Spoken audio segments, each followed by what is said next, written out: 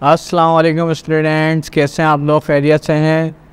आज एक नई वीडियो के साथ दोबारा हाजिर हूँ। तो आज हम जो सीखेंगे वो डेटा वैलिडेशन है। ठीक है, तो डेटा वैलिडेशन स्टार्ट करते हैं। डेटा के अंदर हमारे पास डेटा वैलिडेशन है। मैं एक एरिया आइडेंटिफाई कर देता हूँ, ये एक एरिया है और इस एरिया के अंदर मुझे सिर्फ क्या करना है, डेटा वैलिडेशन को यूज़ करना है। ठीक है, मैंने ये एरिया सेलेक्ट कर लिया, डेटा में आया, डेटा वैलिडेशन पे आपने क्लिक किया। डेटा वैलिडेशन पे क्लिक करते आपके सामने पहले एक वर्ड आता है एनी वैल्यू का।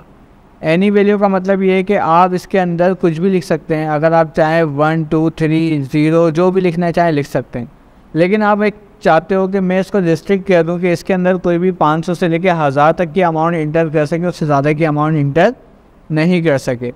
असल में क्या होता है, अगर आपके पास कोई काम है, कोई स्टॉक है, अब वो स्टॉक 100 से ज़्यादा आपके पास नहीं हो सकता।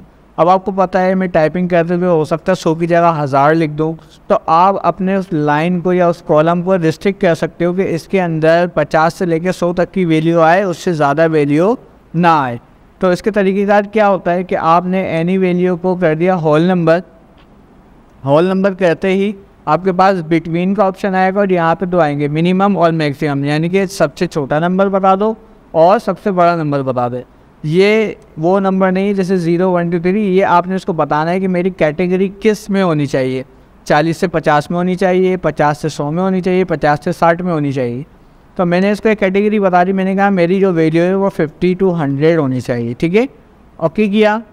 अब इस पूरे एरिया के अंदर अगर मैं 40 लिखता हूँ तो मेरे पास एक एरर अपेयर होगा, the value does not match the data validation restriction defined for this cell. यानी कि जो मैंने वैल्यू डाली है ये डेटा वैलिडेशन इसको एक्सेप्ट नहीं कर सकता। रीट्राई करते हैं, इसकी जगह मैं लिखता हूँ 50, एक्सेप्ट हो गया। मैंने लिखा 60, एक्सेप्ट हो गया। 70 80 90 100 एक्सेप्ट हो गया। 101 110 भी एक्सेप्ट नहीं होगा। ठीक है, क्योंकि मैंने वहाँ पे एक पूरी कमांड लगा दी कि भाई इससे ज़्यादा आपने अमाउंट को नहीं रखना। अभी ये जो मैसेज आ रहा है ये आपको रिस्ट्रिक्ट कर रहा है कि भाई आप ये काम कर ही नहीं सकते, या तो कैंसिल करो, या तो नंबर हटा दो, या रीट्राई करो। रीट्राई में क्या होता है, नंबर चेंज करना पड़ता है, और कैंसिल में नंबर हट जाता है। मैं चाहता हूँ जो अभी एरर अपेयर हो रहा था ये तो बिल्कुल भी ये रिस्ट्रिक्ट कर रहा था, आप कुछ कर ही नहीं सकते। मैं चाहता हूँ ये एरर चेंज हो जाए, यानी कि मुझे एक एरर ऐसा आए कि मैं उसमें काम कर सकूँ। तो मैं दोबारा डेटा वैलिडेशन में जाऊँगा, उतना ही एरिया में सेलेक्ट करता हूँ।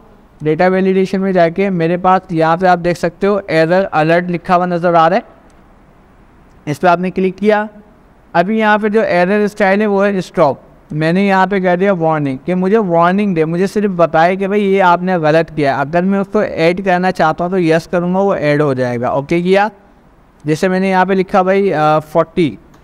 अब आप एरर देखो चेंज हो रहा है। पहले हमारे पास रीट्राई कैंसिल का ऑप्शन आ रहा था, अब हमारे पास यस नो कैंसिल और हेल्प का ऑप्शन आ रहा है। तो अगर मैं यस करता हूँ तो 40 यहाँ एक्सेप्ट हो जाएगा, और नो करूँगा तो 40 एक्सेप्ट नहीं होगा। जैसे कि मैंने यस किया, अब आप देख सकते हो 40 एक्सेप्ट हो गया। हालांकि हमने इसको एक रेंज दी हुई थी कि 50 से 40 से 100 तक की अमाउंट को रखना है, लेकिन जब हमने इसके एरर की कंडीशन को चेंज किया तो एरर की कंडीशन ने हमारे पास ये कंडीशन रखी कि आपने ये अमाउंट को रखना है या नहीं रखना है। ठीक है, उसके बाद दोबारा आते हैं हम इसी के अंदर।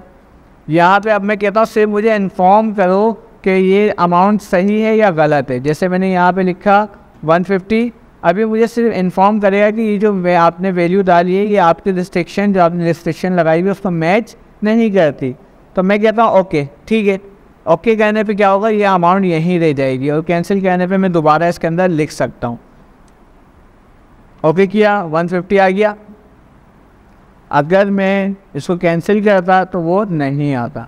तो इस तरीके से आप डेटा वैलिडेशन में अपना डेटा जो आप बनाते हो उसके अंदर रिस्ट्रिक्शन लगा सकते हो, और उस एरर को भी आप चेंज कर सकते हो। अब जो एरर आ रहा था मैं उसका टाइटल भी चेंज कर सकता हूँ। अभी क्या टाइटल आ रहा है, अगर मैं यहाँ पे 40 लिखता हूँ तो आप देखो टाइटल आ रहा है Microsoft Excel, the value does not match the data validation restriction defined for this cell. मैं क्या करता हूँ, मैंने सबको सेलेक्ट किया। सेलेक्ट करने के बाद डेटा वैलिडेशन में आए, अलर्ट के अंदर टाइटल लिखा हुआ है, यहाँ पे मैं टाइटल लिख सकता हूँ प्लीज़ इनपुट ओनली 50 to 100।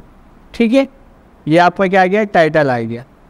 सही है, या टाइटल आप कुछ भी रख सकते हो, नो इशू। सेम मैसेज आप यहाँ पे भी कॉपी कर सकते हो, या जो भी आप मैसेज लिखना चाहो तो यहाँ पे लिख सकते हो, जैसे कि प्लीज़ डू नॉट इंटर 40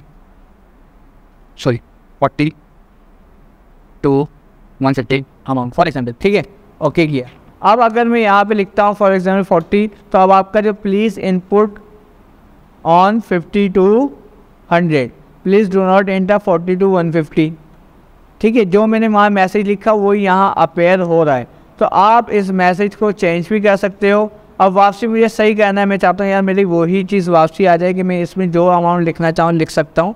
मैंने इसको दोबारा क्लिक किया, जहाँ पे आपने सेटिंग में जाके यहाँ पे आपने किया था होल नंबर, इसको वापसी आप कर दोगे एनी वैल्यू। तो एनी वैल्यू के बाद आपके पास ये दोबारा से अपेयर हो जाएगा। अब आप इसमें 0 की वैल्यू भी लिख सकते हो, 100 की वैल्यू भी लिख सकते हो, 150 की वैल्यू भी लिख सकते हो।